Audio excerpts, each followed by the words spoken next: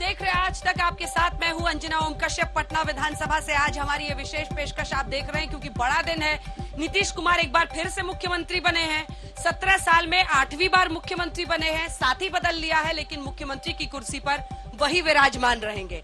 दूसरी तरफ तेजस्वी यादव दूसरी बार उप मुख्यमंत्री बन रहे हैं बिहार में। बड़ा मौका ये इस गठबंधन के लिए, लेकिन तीसरी तरफ बीजेपी जबरदस्त विरोध कर रही है। लेकिन इन सब के बीच हमने आज किया है सर्वे। सी वोटर के सर्वे में हम आपको बताएंगे कि किसको हो सकता है इससे फायदा और किसको होगा इस गठबंधन में बदलाव से नुकसान। इसी के साथ क्या सोचती है बिहार की जनता, किसको मानती है वो बेहतर मुख्यमंत्री, क्योंकि इन सब के नजरिए से आप ये जान पाएंगे कि किसको यहाँ की जनता सबसे ऊपर रख रही है। तो आइए आंकड़ों की बौछार करते हैं आपके सामने, क्योंकि सबसे पहले जो हम आपको बताने वाले हैं वो ये है कि बिहार में बेहतर मुख्यमंत्री के तौर पर जनता किसे देखती है। इसमें जो 3 नाम थे उसमें तेजस्वी यादव, नीतीश कुमार और बीजेपी नेता का था। और जो जानकारी अब सामने आ रही है इस सर्वे के मुताबिक, उससे जाहिर तौर पर सबकी आंखें खुली की खुली रह जाएंगी, क्योंकि इस रेस में सबसे आगे है तेजस्वी यादव। जी हां, 43% बिहार की जनता उन्हें बेहतर मुख्यमंत्री के तौर पर देख रही है।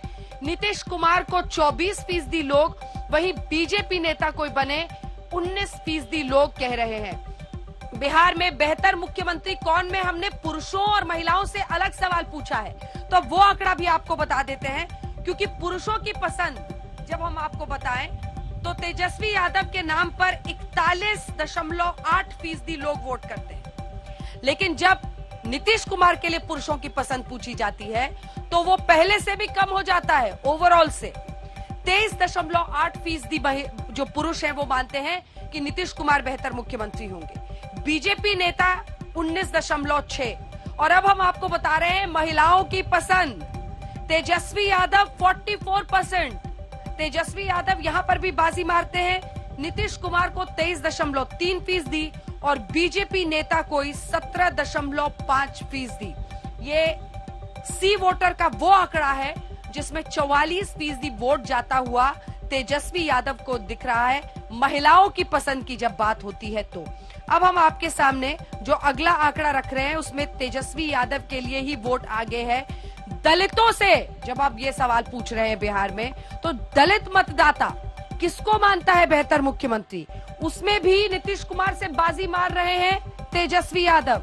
31.5% लोग कह रहे हैं कि तेजस्वी यादव बेहतर मुख्यमंत्री बन सकते हैं। ये दलित वोट बैंक की हम बात कर रहे हैं, दलित मतदाता की बात कर रहे हैं। नीतीश कुमार के लिए 22.7, यानी जो ओवरऑल आंकड़ा था उससे भी आंकड़ा नीचे हो जाता है। जबकि बीजेपी के लिए भी फिसलते हुए आप देख रहे हैं 16.5% लोग ही ऐसा मानते हैं। बिहार में बेहतर मुख्यमंत्री कौन होगा, जब ये सवाल ओबीसी से पूछा गया तब आप देखिए कि मामला कैसे बदलता है। हालांकि बदलता नहीं है, क्योंकि यहां पर एक बार फिर बाजी मार रहे हैं 44.4% वोट के साथ तेजस्वी यादव। दलित, ओबीसी सभी में लोकप्रिय बन रहे हैं मुख्यमंत्री के तौर पर। ये वोटर सी वोटर का सर्वे है। और देखिए ये जब 44.6% ओबीसी, नीतीश कुमार के लिए 24.7%। बीजेपी नेता वही अटके हुए हैं 17 और 18 के बीच में 18.4% वोट ओबीसी का जा रहा है बीजेपी के नेता के लिए। जब हम पहुंचे मुस्लिम मतदाता के बीच तो सी वोटर का सर्वे कहता है क्या मुस्लिम वोट किसको जाएगा सबसे ज्यादा, बेहतर मुख्यमंत्री वो किसे मानते हैं, तो तेजस्वी यादव यहां पर बाजी मारते हुए दिखाई दे रहे हैं। 50% से भी ज्यादा 54% पर वो पहुंच गए हैं। नीतीश कुमार 30%, वही बीजेपी नेता 3.3% ही यहां पर रह जाते हैं। यानी बीजेपी पूरी तरह से सिमट जाती है और उनको नहीं मिलता हुआ दिख रहा है मुख्यमंत्री पद की दावेदारी पर जरा सा भी लोकप्रियता, घटकर वो 18-17 से पहुंच गए हैं 3.3 पर। अब अगला सवाल आपके सामने रखते हैं, एनडीए गठबंधन टूटने से किसको फायदा होगा। लेकिन इससे पहले कि हम इस पर चर्चा यहां पर करें, जो खास मेहमान हैं उनसे आपका परिचय करा देते हैं, क्योंकि आज बिहार की राजनीति में बड़ा दिन है। बिहार की राजनीति में एक नए समीकरण को आप देख रहे हैं क्या जो बीजेपी के साथ अलायंस करके राम मंदिर और कमंडल की राजनीति में कहीं उलझ रहे थे नीतीश कुमार, वहां से वो मंडल की पॉलिटिक्स में वापसी कर रहे हैं जब वो हाथ मिलाते हैं तेजस्वी यादव से। इन तमाम सवालों के बीच हमारे साथ जो खास मेहमान हैं उनसे आपका परिचय करा दें। मोहम्मद अली अशरफ फातमी साहब, जो कि पूर्व कैबिनेट मंत्री हैं, वरिष्ठ नेता हैं जेडीयू के, स्वागत है आपका। मनोज शर्मा जी, प्रवक्ता बीजेपी के, हमारे साथ यहाँ पर जुड़ गए हैं। शक्ति यादव जी, प्रवक्ता आरजेडी के, बहुत स्वागत है आपका। स्टूडियो में दिल्ली से बात होती थी, आज यहाँ पर सामने बैठे हैं विधानसभा के सामने। आनंद माधव जी हमारे साथ जुड़ गए हैं, प्रवक्ता कांग्रेस पार्टी के। और कन्हैया बेलारी जी हमारे साथ पत्रकार के तौर पर यहाँ पर जुड़ गए हैं, जिनसे हम चर्चा करेंगे। मोहम्मद अली अशरफ फातमी जी, आपके साथ शुरुआत करते हैं, क्योंकि यहाँ पर तो हर वर्ग में तेजस्वी यादव की बतौर मुख्यमंत्री पद की दावेदारी पर जनता की मुहर लग रही है, चाहे वो दलित मतदाता हो, ओबीसी मतदाता हो, और 50% के भी पार पहुंच जाते हैं जब बात मुस्लिम मतदाता की होती है। नीतीश कुमार को खतरा तो नहीं है? बड़ी खुशी की बात है, चचा भतीजे को मिला लीजिए तो 70% हो जाता है। अब तो चचा भतीजा एक है, उस लिहाज से देखिए। और आपका ये जो वोटर सर्वे है, हाँ। वो जो 2 दिन की घटनाएं उसके बाद की है, हाँ। तो मुझे तो बड़ी खुशी हो रही है कि अगर तेजस्वी यादव जी की लोकप्रियता बढ़ी है, हाँ। तो चचा थोड़ा पीछे रह, लेकिन नीतीश बाबू की अगर घट रही है तो आपको चिंता नहीं हो रही कि जब मुस्कुरा रहे हैं आप, लेकिन दिल में अंदर मन बैठा जा रहा है? देखिए, ऐसा आप लोग तो उनको देश के प्रधानमंत्री के दावेदार बना रहे हैं। आप मेरी बात सुन लें। आप अभी आपने प्रधानमंत्री के लिए सर्वे नहीं किया है, अभी आपने बिहार के लिए किया है, और बिहार में चचा भतीजा एक है, हाँ। हम दोनों मिलकर 70% है। आपको क्यों परेशानी हो रही है? नहीं, परेशानी क्यों हो रही है? अब आप जब देश का करेंगी, हाँ।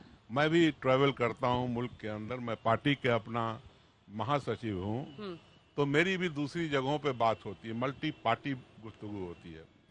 जो भी लोग हैं, ज्यादातर लोगों का मानना है कि Nitish Kumar ji as a chief minister भी कामयाब रहे हैं, और अगर वो फैसला करते हैं या लोग उनके हक में फैसला करते हैं तो देश के अंदर भी वो उनके, आप देखिएगा आगे आने वाले दिनों में वो बेहतर रहेगा।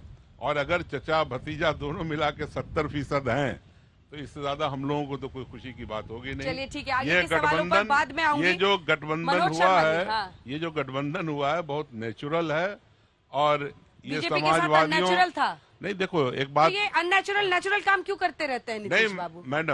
मैडम एक बात समझ लीजिए आप, हाँ। देखिए, मैं नेचुरल इस लिहाज से कह रहा हूँ कि ये दोनों जो पार्टी है, हाँ। एक ही सोच की है, सामाजिक न्याय, धर्मनिरपेक्षता, और इन सब का देश के प्रजातंत्र के अंदर पूरा भरोसा है।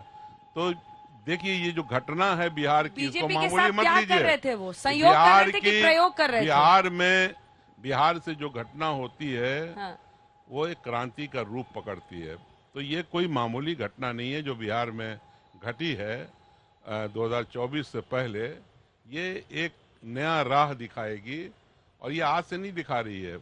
महात्मा गांधी जी ने कहा था कि जब मैं मोतिहारी जब मैं गया तो मुझे वहां से ताकत मिली, हाँ। तो जेपी ने ताकत दिया एक दफा।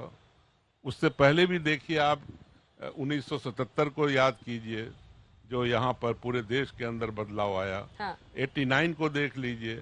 तो ये एक बड़े बदलाव की तरफ मुल्क बढ़ गया। मनोज जी, जल्दी से ये बताइए कि आपके कलेजे को इस ठंडी हवा से थोड़ी ठंडक पहुंच रही है या नहीं? नहीं, मुझे तो बिल्कुल ठंडक लग रही है, क्योंकि ये सबसे बड़ी ठंडक इसलिए लग रही है। बताया जा रहा है कि मुख्यमंत्री जी ने अमित शाह जी को कुछ दिन पहले तक कहा था कि घबराने की कोई बात नहीं है। आप लोगों पर तो वज्रपात हो गया, आज का जो सी वोटर सर्वे है, मुझे तो ठंडक इस बात की लग रही है कि माननीय नीतीश कुमार जी को भारतीय जनता पार्टी ने पिछले 17 वर्षों से फ्री हैंड देके मुख्यमंत्री बनाने का काम किया। पूरी तरह से भारतीय जनता पार्टी के नेताओं ने, कार्यकर्ताओं ने उनको सपोर्ट देने का काम किया।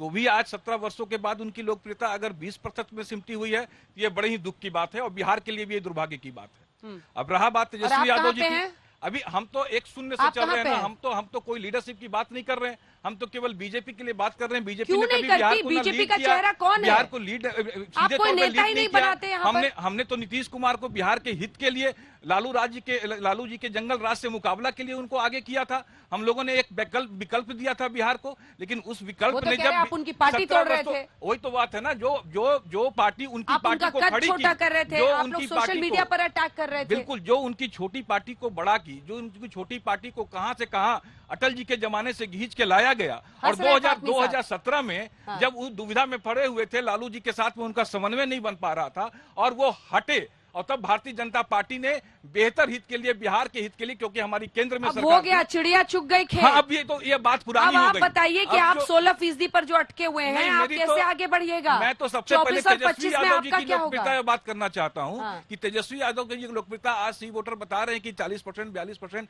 44% और किसी समाज में 50% से ऊपर है। तो यह स्वाभाविक बात है। इन्होंने जो पिछला 2020 का चुनाव में जो बड़े बड़े लुभावने वादे किए थे, 10 लाख नौकरी 1 महीने के अंदर में पहली कैबिनेट में देने का बात किया था, जितने कॉन्ट्रैक्ट कर्मी है बिहार सरकार में उनको एक कलम से सबको नियमित करने का वादा दिया था। शराबबंदी के बारे में उन्होंने कहा था कि बड़े एक विस्तृत योजना बना के उन्होंने बिहार की जनता को बताने का काम किया था। तो निश्चित तौर पर लोग, बिहार की जनता ये उम्मीद कर रही है कि तेजस्वी यादव जी आज आए हैं, 1 महीने में ये सारा समाधान करेंगे। मैं निश्चित तौर पर आपको बताता हूं कि 6 महीने के अंदर में यही वोट सर्वे। मैं तो आपका नेता कौन? कोई चेहरा ही नहीं मिला। बिहार पूछा गया कि बीजेपी का कोई नेता? बिहार बीजेपी का एक कार्यकर्ता बिहार को चलाने में सक्षम है। और मैं यह बात दावे के साथ में कह सकता हूं कि हमारे पास नेताओं की कतार है। और अगर ऐसे बोलेंगे कि तेजस्वी को छोड़कर आरजेडी का कोई नेता, नीतीश जी को छोड़कर जदयू का कोई नेता, तो ये कंप्लीट शून्य होगा। ये 16%, 18%, 20% बहुत बड़ी उपलब्धि है। उत्तर प्रदेश में जब हम 1952 में पहली बार विधानसभा का चुनाव लड़े थे, तो हमने पहली बार ही जनसंघ में 20% के आसपास वोट लाने का काम किया था। और आज उत्तर प्रदेश का स्वरूप आप देख रहे हैं। हम वहां लोकसभा में सर्वाधिक सीट जीतते हैं, विधानसभा का 2 परिणाम। शक्ति यादव जी, शक्ति यादव जी आराम से पड़ गए 44% में देखिए। मैं 1 मिनट के जवाब दे दूं। 1 मिनट गलत तो नहीं पैदा हो जाएगा? शक्ति भाई 1 मिनट जरा। अच्छा रुक जाइए। शक्ति भाई 1 मिनट देखिए, अभी हमारे भारतीय जनता पार्टी, देखिए इसमें मेरा कोई लेना देना, मैंने आप ही को बोला था। आधा मिनट। भारतीय जनता पार्टी के हमारे साथी ने कहा कि ये जो कुछ नीतीश जी हैं वह इनकी वजह से हैं। शायद अगर नीतीश जी ने उनके साथ समझौता नहीं किया होता तो भारतीय जनता पार्टी आज 17% पर भी नहीं होती, क्योंकि हम लोग खुद भी चुनाव लड़ चुके हैं और भारतीय जनता पार्टी को हम लोग काउंट ही नहीं करते थे कि ये कोई पार्टी भी है बिहार के अंदर। तो ये सब छोड़ दीजिए, पूरे देश में बीजेपी भगाओ अभियान चला रहे हैं और भारतीय जनता पार्टी इनको कोई पार्टी नहीं दिखती है। पूरे देश की राजनीति बीजेपी और बीजेपी के पूरे विपक्ष की एकता पे सिमटी हुई है और आपको बीजेपी कोई पार्टी नहीं दिख रही है। यही दुर्भाग्य है बिहार का। नीतीश कुमार जी से पहले आप कितना एमएलए जीतते थे बिहार के अंदर, उसके आंकड़े को निकाल लीजिएगा भाई साहब। और जब भारतीय जनता पार्टी में तो थोड़ा 1995 के चुनाव में थोड़ा जिस देख समय आप लीजिएगा। लोगों ने कहा और था आपको जिन कोई निकला नेता था, नजर उस नहीं समय भी आता हमारे है। 40 से ऊपर एमएलए थे। आपको कोई नेता और 2010 में आपके 25 से नीचे एमएलए कोई थे। नेता नजर नहीं आप आता नेता है, प्रतिपक्ष होने का भी दावा नहीं कर सकते। अगर आपको कोई नेता नजर नहीं आता है तो आपको नजर आएगा। तो ड्यूटी आपकी है। साथी आपके अंजना जी, गलत तो नहीं पैदा हो जाएगी सी वोटर वाले आंकड़े से? अंजना जी, सबसे पहले आप स्टूडियो से बात करते थे, बिहार की बेटी हैं, बिहार की भूमि पे हैं, लोकतंत्र के बिहार के सबसे बड़े पंचायत के प्रांगण में हैं, तो मैं आपका यहाँ सबसे पहले अभिवादन करता हूँ, आपका बधाई देता हूँ आपको कि आप इस मंच पे हैं। इस नाते कि एकीकृत बिहार में जहाँ पढ़े, जहाँ पैदा लिए, आप उसी मिट्टी के से जुड़े हैं। और ये सवाल बिहार के से जुड़ा हुआ है नेताओं के पसंद पर, आवाम के अंगीकारता पर और स्वीकारता पर। अगर सी वोटर पे चर्चा करें, मैं उन चर्चाओं को बल देने के बजाय मैं यह कह दूं कि आज की जो आप सी वोटर के संदर्भ में आप जो रखा है आपने पैनल, तो एक बात जान लीजिए कि आज जो हुआ है यह कोई बिहार की भूमि है, क्रांति की भूमि है। और बिहार के कई ऐसे उदाहरण, सप्त क्रांति डॉक्टर लोहिया की, संपूर्ण क्रांति जन लोकनायक जयप्रकाश नारायण जी की और सामाजिक क्रांति आदरणीय लालू प्रसाद जी की, ये 3 क्रांतियां अपने आप में एक ऐसी बात को स्पष्ट रूप से स्थापित करती है कि यहाँ से निकली हुई चीजें देश की राजनीति को प्रभावित करती है। और मैं कहता हूं, मेरे कहने का मतलब अगर जल्दबाजी समझेंगे तो आने वाले कल में ये बात साफ साफ दिखेगी कि देश आज कहीं न कहीं महंगाई से त्रस्त है, बेरोजगारी से त्रस्त है। हमारे मित्र कह रहे थे कि नेता प्रतिपक्ष तेजस्वी जी ने कहा था 10 लाख देने का, कहा था। हम अपने स्टैंड पे कायम हैं, हमने कोई अपने वचनों से अलग नहीं रहा। लेकिन आप जो 19 लाख कहे थे, 18-19 महीने सरकार चलाया, आपने क्या किया? सवाल सामने यह भी है। और एक दूसरी बात, बिहार के संदर्भ में आपने बिहार को क्या कहा था? आज आप जनादेश का अपमान कर रहे हैं, विधवा विलाप कर रहे हैं। ये तो मैंडेट की वापसी है। 17 में आप गए थे, 17 में लेके गए थे कि डबल इंजन की सरकार होगी, दोहरी विकास होगी, विशेष राज्य का दर्जा मिलेगा, विशेष पैकेज मिलेगा। पे कुछ नहीं कहा। नहीं, मैं नेता की बात कर रहा हूँ, नेता के संबंध में। डेटा की बात पूछ रहे हैं आप, नेता की बात। मैं नेता पर तो आ रहा हूँ, थोड़ा डेटा पर तो आइए। मैं सी वोटर का सर्वे है, सी वोटर 44% तेजस्वी यादव। कला की शुरुआत तो नहीं हुई। तेजस्वी यादव हमेशा डेप्यूटी रहेंगे क्या? नो, सवाल यहाँ डिप्टी का नहीं, देश में क्राइसिस है, कॉन्स्टिट्यूशनल क्राइसिस है।